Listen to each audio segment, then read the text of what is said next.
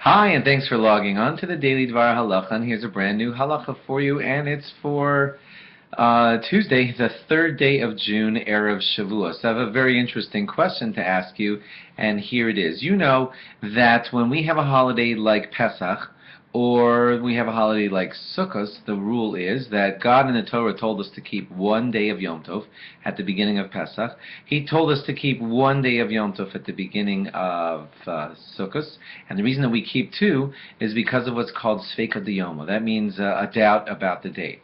Because the old calendar system, the way it used to be done, the way God really intended it for it to be done, was that witnesses would come into court as soon as they saw the new moon, and they would be tested to make sure that they were proper witnesses and really saw the new moon, and then quickly a declaration of that new moon would be told to everybody in Yerushalayim, in that general area in the center of Israel, and they would all find out very quickly.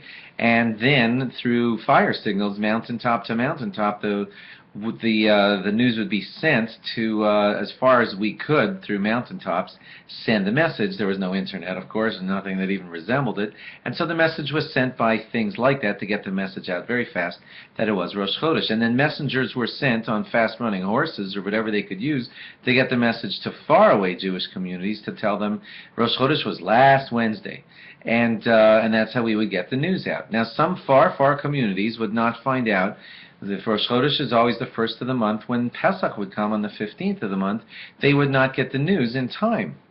And so they would keep one day of Pesach, thinking, I think today's the 15th, but then they would keep another day of Yom Tov of the first day of Pesach on the 16th, because they just weren't sure which one was the real day of Yom Tov. Hence, there became that custom or law to always keep 2 days because of the doubt of the day. So at the first 2 days of Pesach, although there should only be one day of Yom Tov, those far away outside of Israel communities would keep 2 days of Yom Tov, and same thing for Sukkot. Here's the question I'm angling towards, and it is this. The holiday of Shavuos does not work that way. God just tells us that on the second day of Pesach, we start counting for 49 days, and the 50th day is Shavuos. Now, if you're smart, you're seeing the question already. We know, and we find out with clarity later, what was the real second day of Pesach.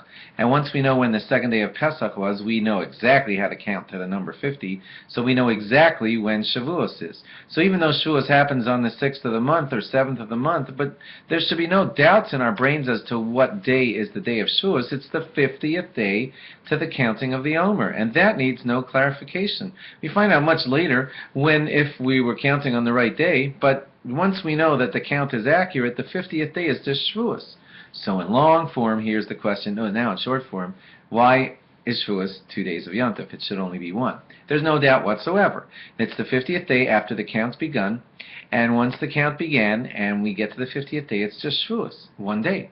And you don't have to wait for messengers to tell you anything, because you've heard from the messengers by then whether the count on the, way back on the second day of Pesach was the right day, and then there should be no doubt when you get to day 50. So why is it that there is 2 days of Yom Tov? Why is it that there are 2 days of Yom Tov on Shavuos? And the simple answer given by many rabbis is that once the system was set in place that Pesach needed 2 days of Yom Tov because of the feeling of you're outside of Israel, and the first 2 days of Sukkot needed that because they were both on the 15th of the month, and sometimes the message was not there soon enough, the same thing was done for Shavuos, even though it wasn't as necessary for Shavuos, just to keep the whole thing kind of even and clear with no possible mix-ups. That's why we outside of Israel who are hearing this message will be keeping 2 days of Shavuos, with a Shehecheyanu said in the Kiddush on each night, because each night is the real deal.